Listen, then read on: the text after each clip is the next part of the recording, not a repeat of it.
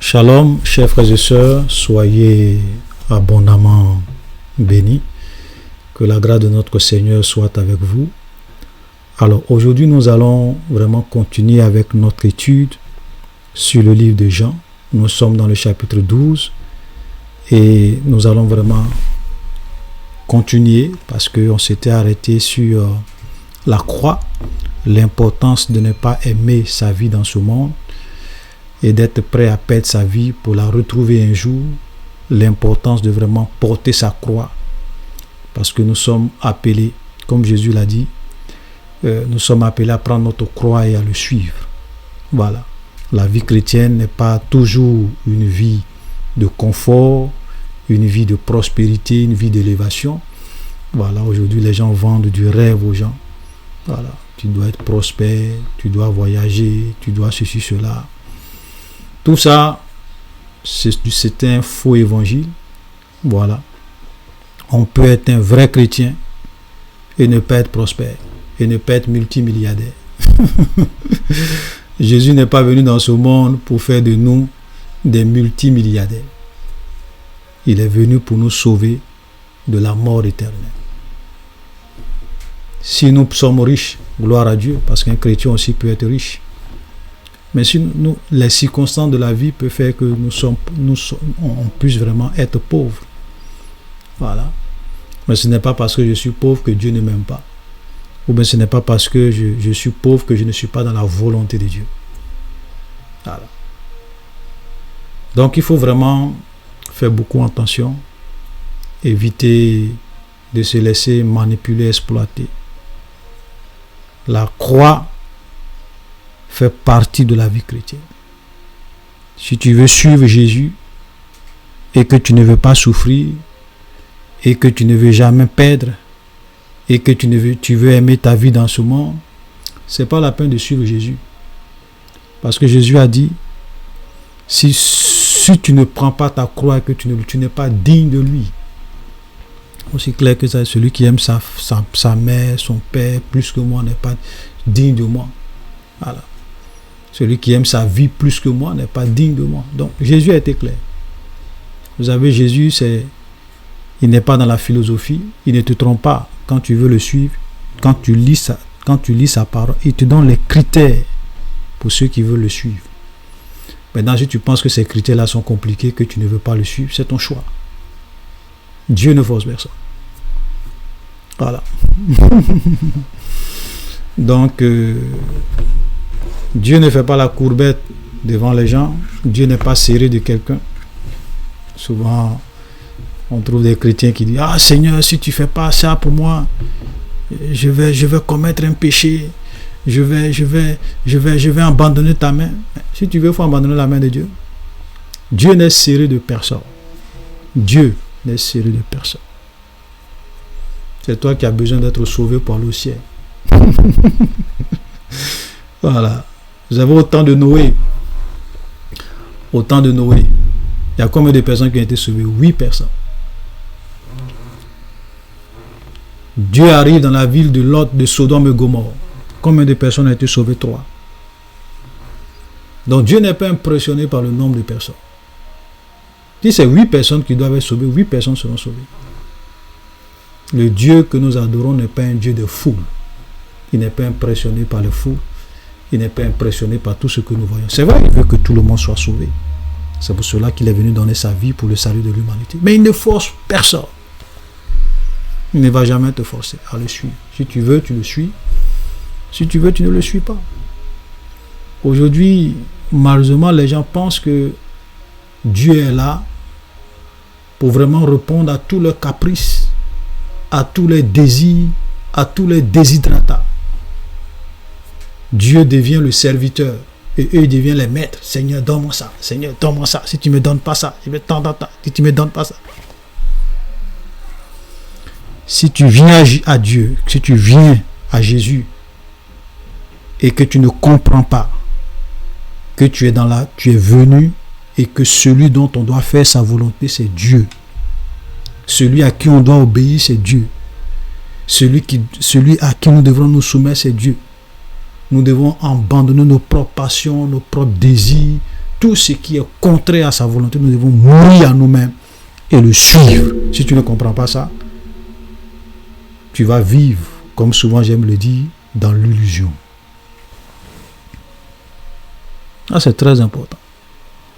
Donc, il faut vraiment comprendre ça très, très, très, très bien. Voilà. Dieu n'est pas notre boy. Dieu n'est pas là pour satisfaire nos désirs.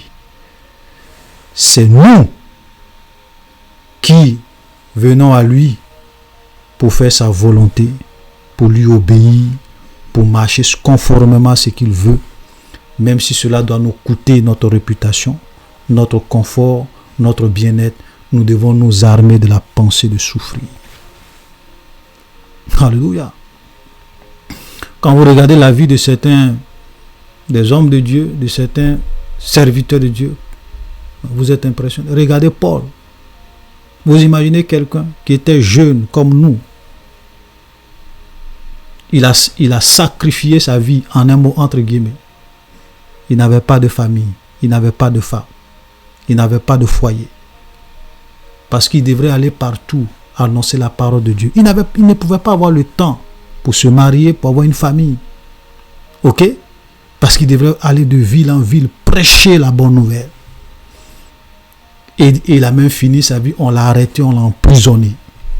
Il est mort dans la prison, tué à cause de l'œuvre de Dieu. Vous imaginez quelqu'un qui sacrifie toute sa vie pour l'œuvre de Dieu. Pas de femme, pas d'enfant. Il a décidé de ne pas se marier. C'est un choix. Pour servir Dieu, Christ c'est ma vie. Vous imaginez ça? Voilà des gens qui ont perdu leur vie sur la terre. Et un jour, ils vont la retrouver dans le royaume de Dieu. Amen. Vous voyez des prophètes comme Jérémie. Dieu dit à Jérémie, ne prends pas femme. Tu es mon prophète, je ne te permets pas de te marier. Tu ne vas pas te marier. Parce que ne prends pas femme. Parce que même si tu te maries, que tu as des enfants, ils vont tous mourir de maladies mortelles. À cause des jugements que je vais envoyer sur ce pays. Vous imaginez? Prophète de Dieu, ça dit que des gens qui sont prêts à de tels sacrifices pour servir Dieu, pour faire la volonté de Dieu. Des jeunes. Dieu dit, toi, ne prends pas femme. Vous voyez des gens, ah Seigneur, donne-moi le mariage, donne-moi le train, et il y a des gens, parce qu'ils n'ont pas le mariage, ils n'ont pas la femme, ils n'ont pas l'homme, ils préfèrent aller se jeter dans les bras des païens pour avoir une famille, pour fonder un foyer. Vous n'êtes pas digne. Laissez-moi vous le dire de façon claire. Vous n'êtes pas digne d'être des disciples de Jésus. Je vais vous dire une chose. Vous savez, souvent, il faut prêcher la vérité aux gens pour que les gens soient libres. Va faire la liste de tout ce que tu veux dans la vie. Va faire la liste de tous tes vœux dans la vie. Va faire la liste de tout ce à quoi tu aspires dans la vie. Je veux le mariage. Je veux le voyage. Je veux un enfant. Je veux avoir un bon travail. Fais la liste. Et puis, pose-toi la question. Si Dieu ne me donne pas tout ça, si Dieu refuse, écoutez-moi bien, si Dieu refuse de me donner tout ça, est-ce que je serai prêt toujours à être chrétien et disciple de Jésus? Si la réponse est non, plie tes bagages et va vivre ta vie. Vous comprenez? Si la réponse, c'est-à-dire que si tu dis que si Dieu ne me donne pas, si Dieu refuse de me donner tout ça, même un seul, si Dieu refuse de me donner, je préfère ne pas être chrétien. C'est que tu n'es pas digne d'être un chrétien, tu n'es pas digne d'être un enfant de Dieu. Va vivre ta vie. Voilà. Jésus l'a dit. Il dit, celui qui aime sa vie plus que moi n'est pas digne d'être mon disciple. Celui qui aime sa mère, ses frères, ses sœurs. C'est-à-dire que si l'amour des hommes ou bien des choses de ce monde surpasse l'amour que tu as pour Dieu, tu n'es pas digne d'être enfant de Dieu, d'être disciple de Jésus. Le premier et le plus grand commandement, c'est quoi? Tu aimeras Dieu de tout ton cœur, de toute ton âme, de toute ta pensée, de toute ta force. C'est le premier et le plus grand de tous les commandements. Ensuite, le second commandement, tu aimeras ton prochain comme toi-même. Ça veut dire que parce que nous aimons Dieu, que nous avons l'amour de Dieu, et que nous aimons Dieu plus que toute autre chose, nous devrons être prêts à tout. Même si Dieu refuse de nous donner certaines choses, l'amour de Dieu doit surpasser toute autre chose. Nous devons vivre pour Dieu. Voilà. Donc si tu aimes le mariage plus que Dieu, si tu aimes les affaires plus que Dieu, si tu aimes l'argent plus que Dieu, si tu aimes... Tu n'es pas digne d'être disciple de Jésus. C'est pour cela que quand vous lisez la Bible, vous avez des gens qui ont marqué le temps. Des gens comme Paul, des gens comme Pierre, des gens comme Jérémie, des gens, tous les grands de la Bible, qui étaient prêts à mourir pour le Seigneur. Il y a des prophètes qui ont été tués. Tués, je dis bien tués, des vrais prophètes de Dieu, qui ont été tués à cause de la vérité, à cause de Dieu. La plupart des apôtres, sont morts comme des martyrs, assassinés, tués, décapités pour certains. La plupart, je crois, à part l'apôtre Jean, voilà, tous les autres apôtres. Voilà. Il y a un des apôtres, les gens voulaient le crucifier comme le Christ. Il dit non, je ne suis pas digne qu'on me crucifie comme mon maître. Je ne suis pas digne. Et les gens l'ont crucifié, les pieds en haut, la tête en bas. Voilà les vrais disciples de Jésus. Donc, chers frères et sœurs, si vous pensez que la vie chrétienne est une vie de prospérité, de richesse, est toujours une vie de prospérité, de richesse, de gloire, de percée, d'élévation, laissez-moi vous dire, comme j'ai l'habitude de le dire, vous êtes en train de vivre dans l'illusion. C'est pour cela que les temps qui arrivent, les temps difficiles qui arrivent, beaucoup de chrétiens vont abandonner la main de Dieu. Vous savez pourquoi? Parce qu'on leur a toujours fait croire qu'un chrétien doit être prospère, un chrétien doit être riche, un chrétien doit être élevé, un chrétien doit impacter, un chrétien doit voyager, un chrétien Dieu doit être béni matériellement. Voilà ce qu'on leur a toujours chanté. Donc quand les temps difficiles vont arriver, parce qu'ils n'ont jamais appris qu'en tant que des enfants de Dieu, ils doivent s'armer de la pensée de souffrir. Quand la souffrance arrive, beaucoup vont abandonner la main de Dieu. C'est une vérité. C'est pour cela que, frère, je vous en prie, apprenez à prendre votre croix et à suivre le Seigneur. Celui qui aime sa vie la perdra. Et celui qui aime et celui qui est sa vie, ou bien celui qui n'aime pas sa vie dans ce monde, la conservera ou la retrouvera pour la vie éternelle. Voilà. Donc faisons beaucoup attention. On ne souhaite pas la souffrance. Personne n'aime la souffrance. Mais toujours est-il que nous devons comprendre qu'en tant que des chrétiens, il peut arriver des moments dans nos vies, dans notre vie, où nous pouvons passer par des souffrances terribles. Et même cela peut se terminer par la mort, comme les apôtres du Christ. Le chemin que notre Maître a tracé, nous devons être prêts à suivre ce chemin. Jésus est venu dans ce monde, il est parti jusqu'à la croix. Alléluia. Il est parti, il était prêt à aller jusqu'au bout de l'œuvre à laquelle Dieu l'a appelé. Et nous pouvons le lire dans le chapitre 12, le verset 27, il dit: maintenant, mon âme est troublée. Et que dirai-je? Père, délivre-moi de cette heure. Mais c'est pour cela que je suis venu jusqu'à cette heure. Voilà. Vous comprenez? Jésus dit, mon âme est troublée. Parce qu'il savait qu'il allait partir à la croix. Mais il dit, est-ce que je dois prier pour que Dieu me délivre de ça? Non. Parce que je suis venu pour ça. Je suis venu pour payer le prix. Je suis venu pour mourir comme une victime expiatoire pour le salut de l'humanité. Car Dieu a tant aimé le monde qu'il a donné son Fils unique afin que quiconque croit en lui ne périsse point mais qu'il ait la vie éternelle. Donc il est venu pour cette mission. Cette mission était difficile. C'était pas facile. Mais il dit qu'il est venu pour ça.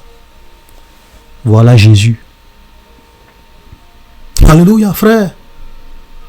Armons-nous de la pensée du Christ.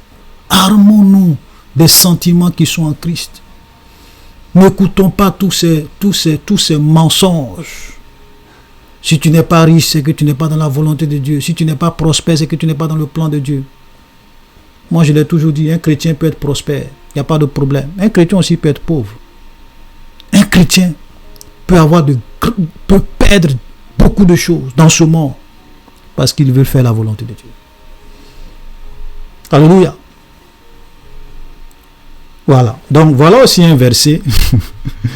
Vous avez ce verset-là.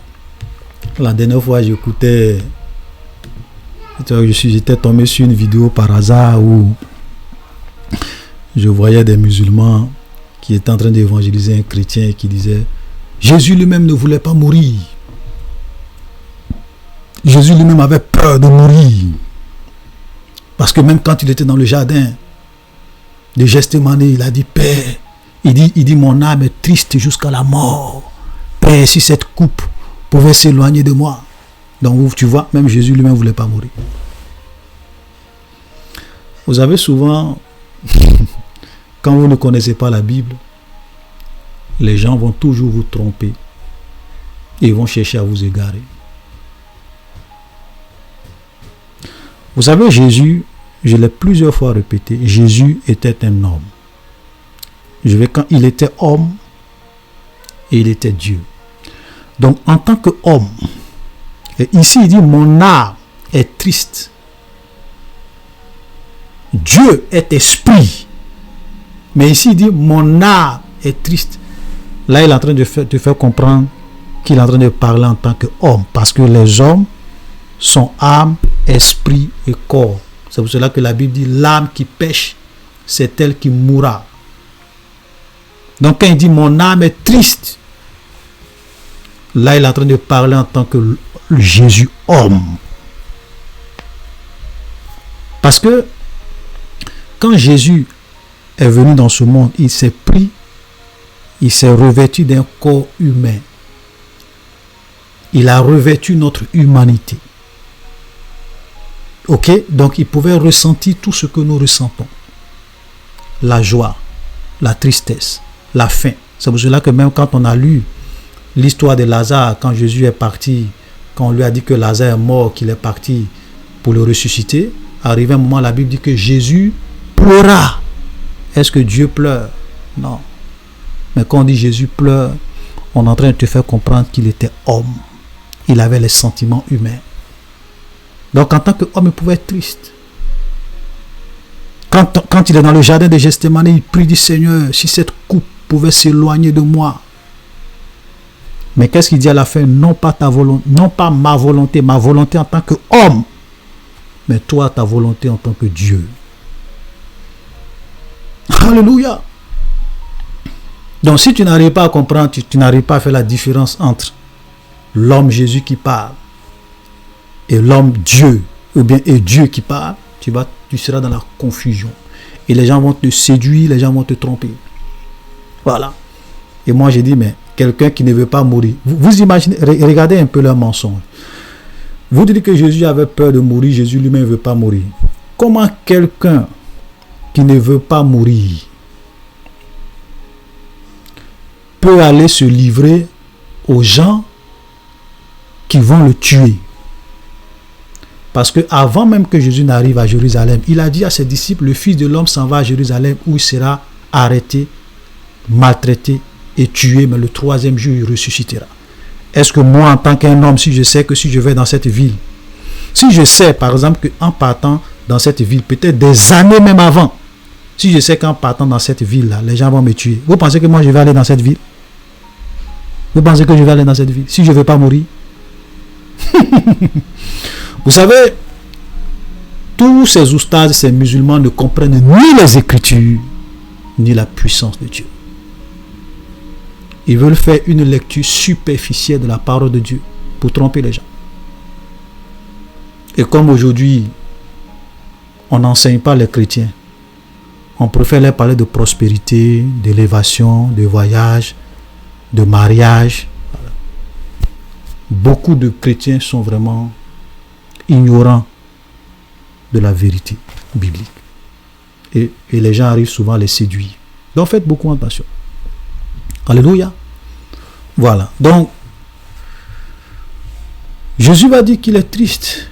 Et il dit, Père, glorifie ton nom, verset 28, et une voix vint du ciel, je l'ai glorifié, je le glorifierai encore.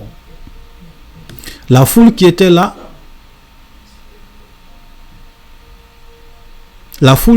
et qui avait entendu disait, c'était un tonnerre, d'autres disaient, un ange lui a apparu.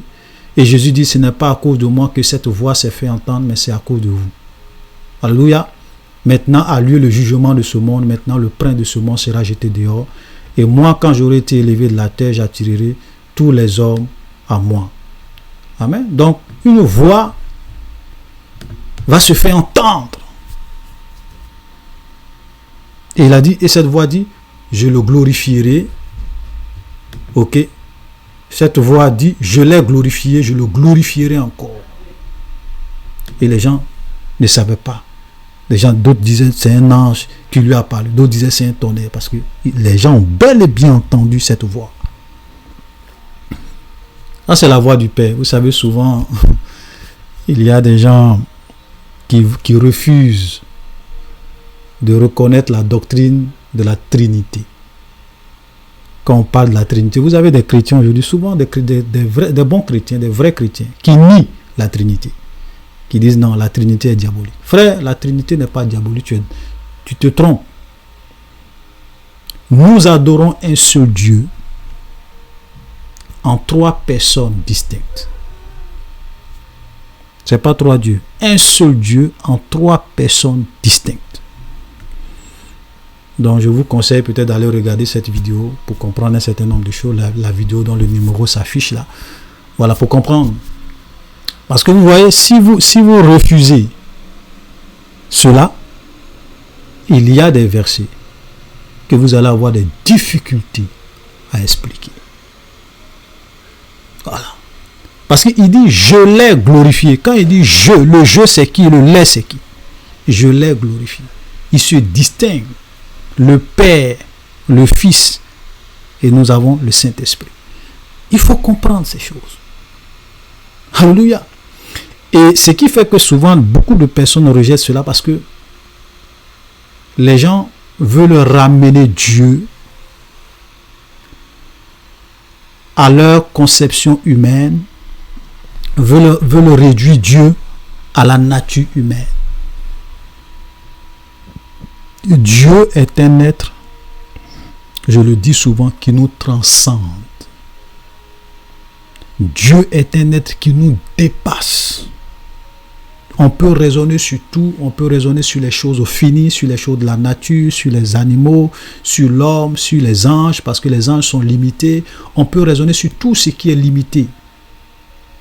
Mais quand tu arrives sur Dieu, il est la limite de ton raisonnement et de tes raisonnements, de ta réflexion, parce qu'il te transcende. Alléluia. C'est pour cela que je dis, si vous voulez réduire Dieu à une opération mathématique, vous allez vous égarer.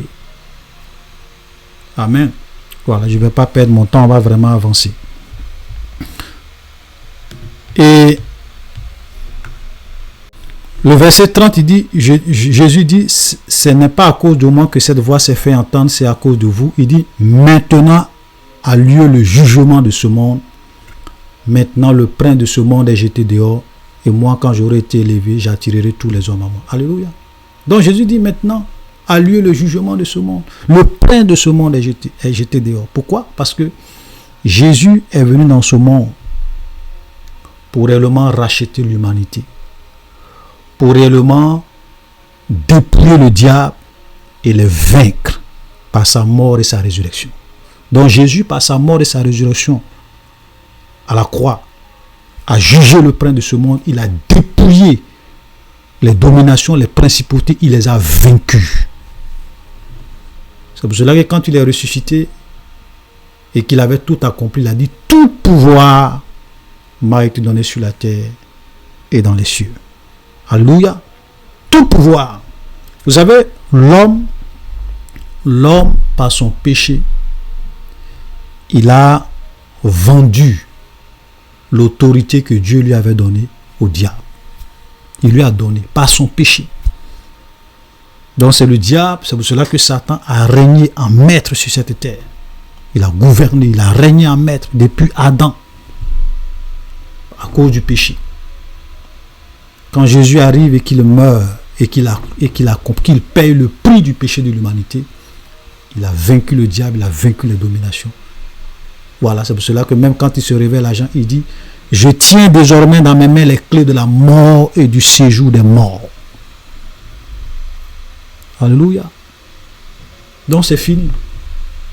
Voilà, c'est fini. Ça dit que le diable a été vaincu, mais c'est vrai que nous ne voyons pas encore cette victoire parce que Dieu agit dans le temps. Et dans un temps, nous sommes dans les temps de la grâce où Dieu permet aux gens de l'accepter, de se convertir. Il donne l'occasion à tout le temps. Le moment va arriver où Dieu va mettre un terme au règne du diable et au règne de l'Antichrist, et il va établir son royaume sur la terre. Nous aurons un règne de 1000 ans sur la terre avant qu'on ne rentre dans l'éternité, dans la Nouvelle Jérusalem. On a déjà on a parlé de tout ça lorsqu'on faisait l'étude sur l'Apocalypse. Amen. Voilà. Alléluia.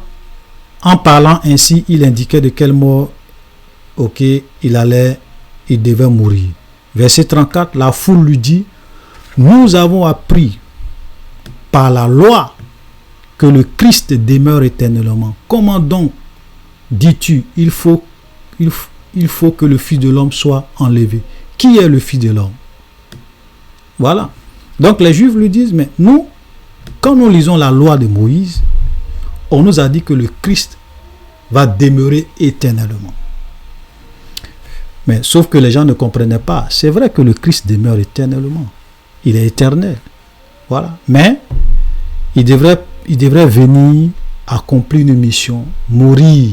Son corps devrait mourir. Il devrait payer le prix de l'humanité. Il devrait payer le prix du péché. Il devrait payer, vaincre les dominations, les autorités et permettre aux hommes d'être sauvés. Ok? Mais cela ne veut pas dire que le Christ ne demeure pas éternellement. Voilà. Jésus ressuscité, il est éternel.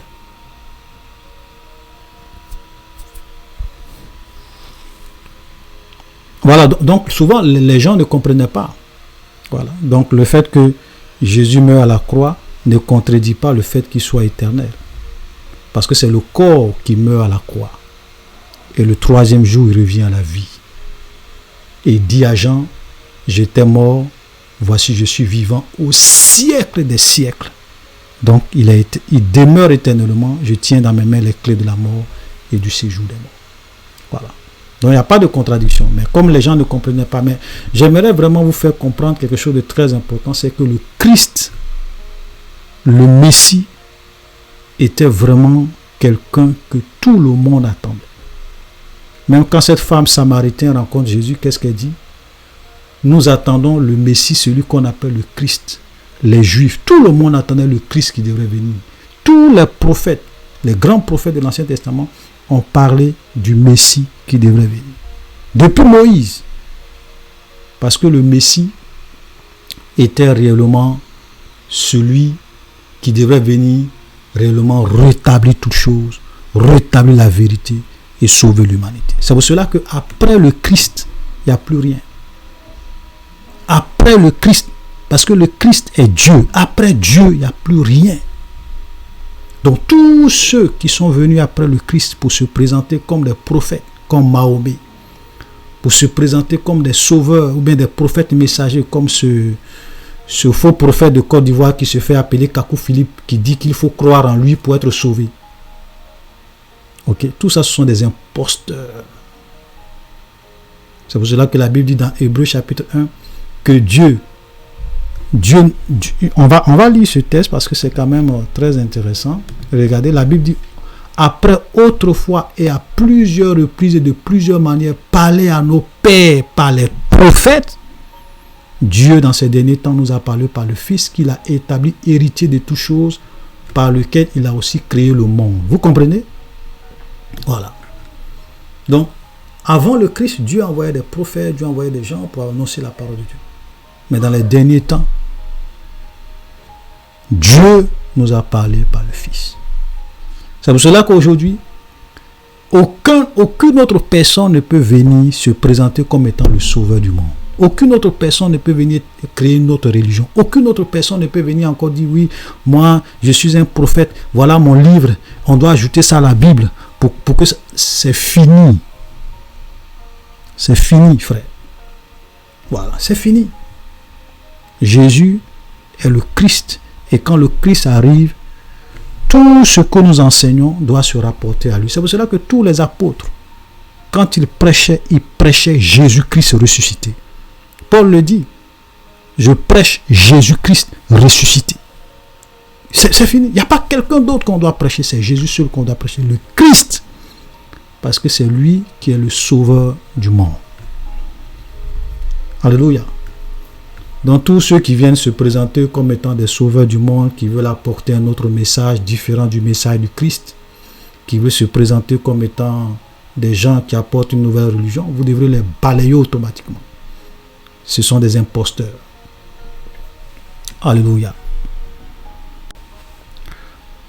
Nous allons avancer un peu rapidement. Jésus leur dit, la lumière est encore pour un peu de temps au milieu de vous. Marchez pendant que vous avez la lumière, afin que les ténèbres ne vous s'y prennent point. Celui qui marche dans les ténèbres ne sait où il va. Pendant que vous avez la lumière, croyez en la lumière, afin que vous soyez des enfants de lumière. Jésus dit ces choses, puis il s'en alla et se cacha loin d'eux. Malgré tant de miracles qu'il avait fait en leur présence, ils ne croyaient point, afin que s'accomplisse la parole qu'Ésaïe le prophète a prononcée. Seigneur, qui a cru à notre prédication et à qui le bras du Seigneur a-t-il été étendu? Aussi ne pouvait-il pas croire parce que Ésaïe a dit encore, écoutez très bien, il a aveuglé leurs yeux, il a endurci leur cœur de peur qu'ils ne voient des yeux et qui ne comprennent du cœur et qui ne se convertissent et que je ne les guéris. Ésaïe dit ces choses lorsqu'il vit sa gloire et qu'il parla de lui. Ça, c'est vraiment un passage qui est très très intéressant. Et souvent, on peut lire ce passage et dire, je reprends, il dit, il a aveuglé les yeux, il a endurci le cœur de peur qu'ils ne voient des yeux, qu'ils ne comprennent du cœur et qu'ils ne se convertissent et que je ne les guérisse. On dit, ah, mais donc Dieu peut-il aveugler des gens? Dieu peut-il endurcir le cœur des gens pour ne pas que des gens se convertissent? Voilà, et souvent, si vous ne faites pas attention, des gens peuvent prendre ces versets pour dire, ah oui, mais c'est Dieu qui te... Si tu es prédestiné à être sauvé, tu seras sauvé. Si tu es prédestiné à aller à l'enfer, tu iras à l'enfer, on ne peut rien faire pour toi parce que tout est déjà tracé par Dieu. C'est Dieu qui endurcit, c'est Dieu qui sauve. Donc nous sommes un peu comme des robots, des marionnettes. On est dans un jeu où tout est déjà joué d'avance. Frères, nous devrons faire beaucoup attention. Vous savez, quand vous tombez sur des versets, et il est très important souvent de creuser pour comprendre qu'est-ce que ce verset-là veut réellement dire. Et ne pas faire une interprétation superficielle de la parole de Dieu. Vous avez la parole de Dieu, il y a des vérités qui sont simples à comprendre. Alors, on peut lire et puis c'est clair. Il y a des vérités qui sont plus profondes. Voilà. Il y a des vérités qui sont plus profondes. De la même manière que souvent on ne trouve pas, tu ne peux pas trouver de l'or à la surface de la terre, il faut creuser. Il y a des vérités qu'il faut creuser. Il y a des vérités qui sont vraiment très très importantes qu'il faut creuser pour comprendre. Comme la Trinité, comme la prédestination, beaucoup de choses qu'il faut vraiment creuser pour bien comprendre. D'abord, nous allons lire un peu ce que Ésaïe a prophétisé.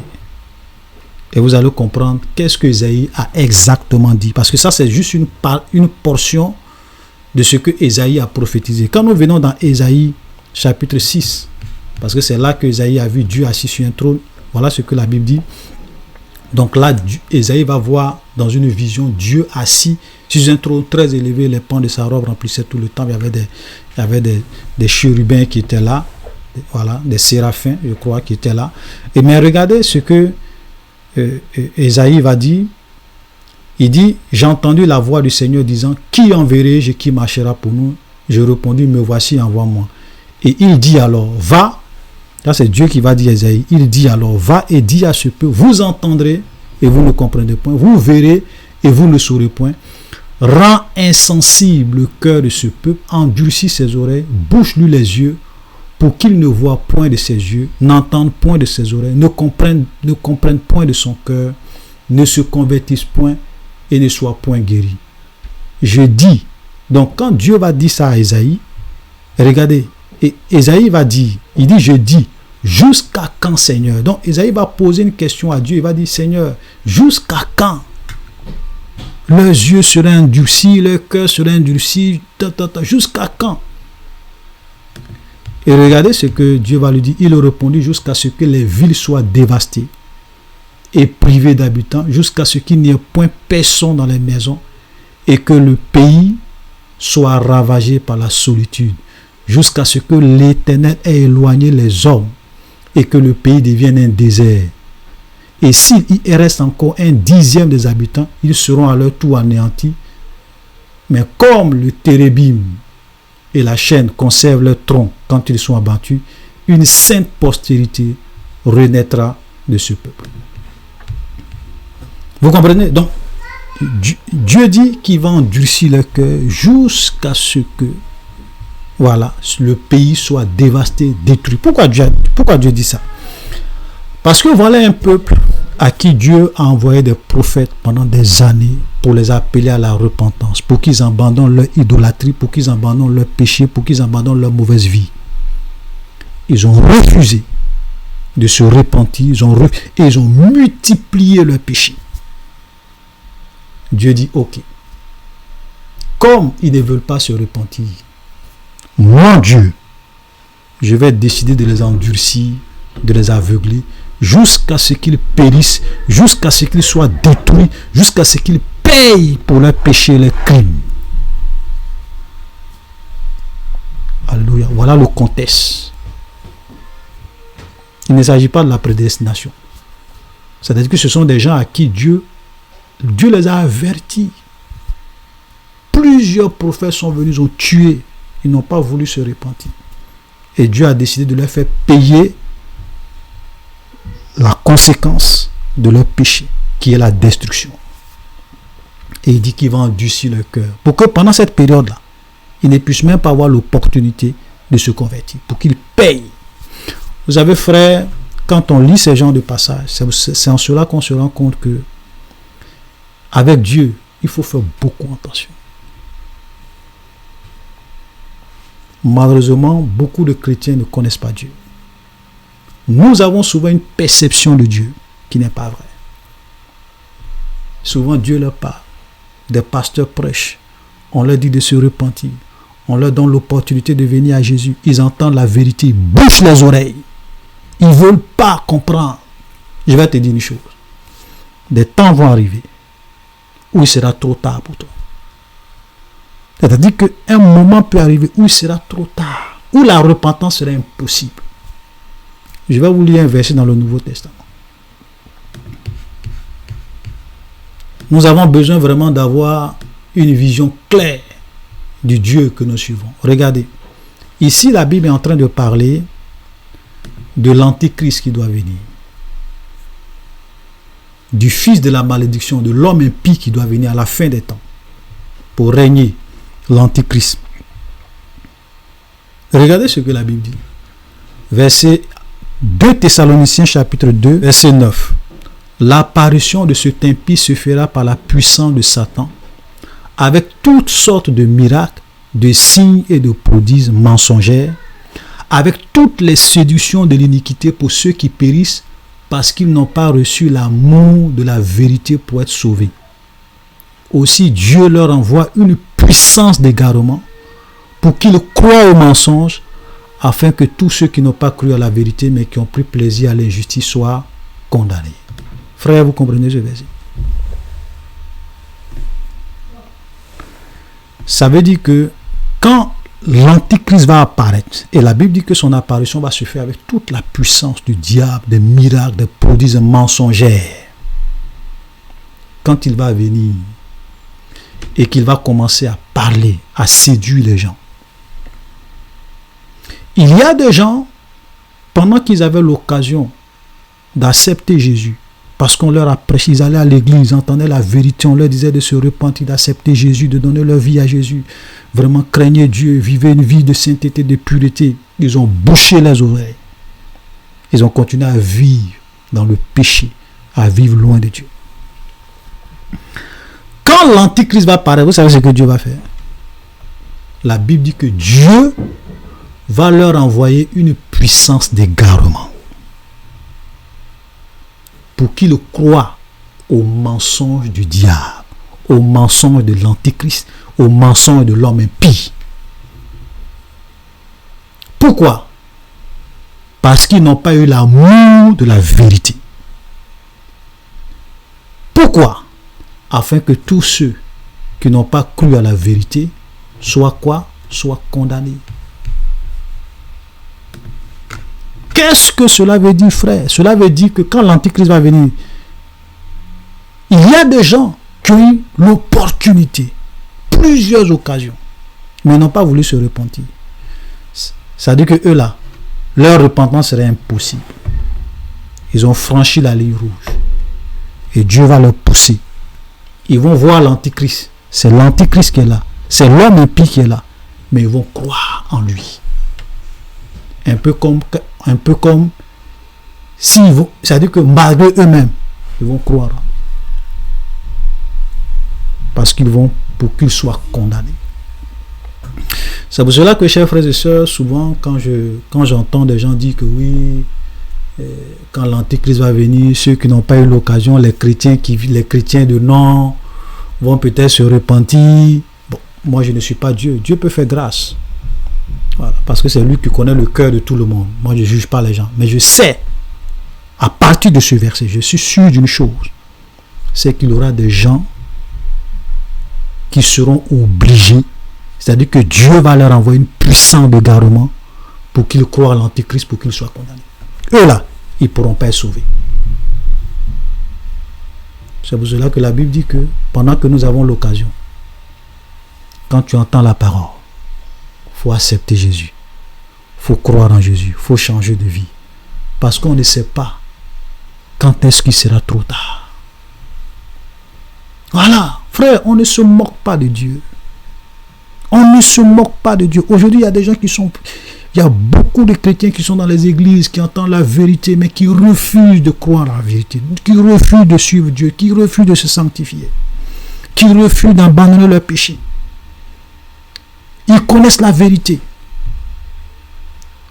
Quand l'église va partir, quand l'église va être enlevée, et que l'homme impie va venir, ou bien même quand l'église va voir l'apparition de l'homme impie, vous allez penser peut-être que non, je vais. Non, frère, veut pas. Veut pas.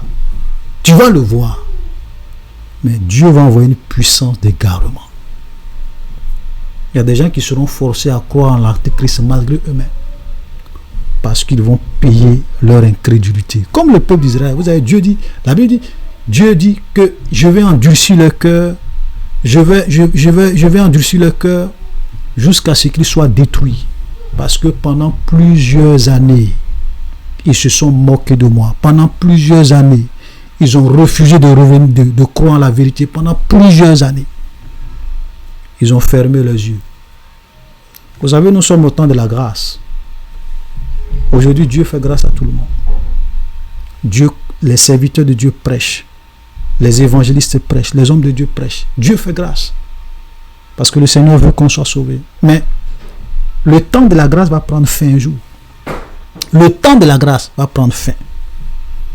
Peut-être qu'à cette époque, ceux à qui Dieu va faire grâce, en tout cas, ça sera peut-être des gens qui n'ont jamais été chrétiens, qui n'ont jamais entendu l'évangile, qui n'ont jamais eu l'opportunité d'entendre la vérité plusieurs fois et qui ont rejeté. Non, ce sera des gens peut-être qui avaient entendu parler de ces choses, mais ils étaient des païens, ils n'avaient pas cru en cela. Peut-être c'est à ceux-là que Dieu va faire une grâce spéciale pour qu'ils puissent vraiment aller jusqu'à la mort et être sauvés. Voilà. Vous voyez, ça peut être aussi des chrétiens peut-être qui s'étaient convertis mais qui n'avaient pas vraiment compris la vérité.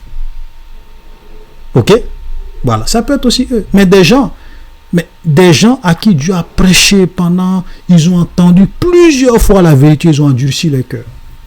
Frère, moi je dis je ne suis pas Dieu. Parce que Dieu traite chacun. Parce que c'est lui qui connaît le cœur, qui connaît les pensées des gens. Mais ce que je suis en train de dire, c'est une vérité parce que la Bible ne se trompe pas.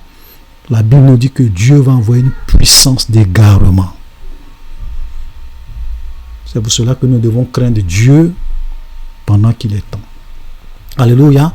Et nous allons terminer par cette dernière phrase. Mais regardez le verset 48. Je pense qu'on va lire ça. Verset 48. Il dit, celui qui me rejette et qui ne reçoit point mes paroles à son juge, la parole que j'ai annoncée, c'est elle qui le jugera au dernier jour. Ok?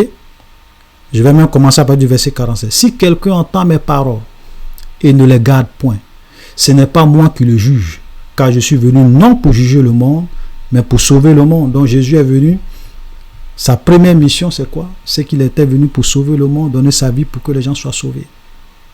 Mais quand il reviendrait une seconde fois, c'est plus pour sauver le monde, c'est pour juger le monde. Et regardez ce que le verset 48 maintenant nous dit. Celui qui me rejette et qui ne reçoit point pas mes paroles à son juge, la parole que j'ai annoncée, c'est elle qui le jugera au dernier jour. Frère, vous comprenez? Voilà ce que Jésus dit. Il dit celui qui ne le reçoit pas et qui rejette sa parole, il a déjà son juge. La parole qu'il a annoncée, c'est cette même parole qui va te juger au dernier jour. Donc tu peux écouter cette parole et dire, oh, les gens racontent du n'importe quoi, ce sont des fanatiques, c'est du mensonge, c'est pas la vérité. Il n'y a pas de problème. Dieu ne force personne. Mais la parole de Dieu est claire. La parole que tu entends aujourd'hui, la parole que tu rejettes aujourd'hui, la parole que tu ignores aujourd'hui, c'est elle qui va te juger au dernier jour. Shalom, chers frères et sœurs, soyez bénis et à la prochaine.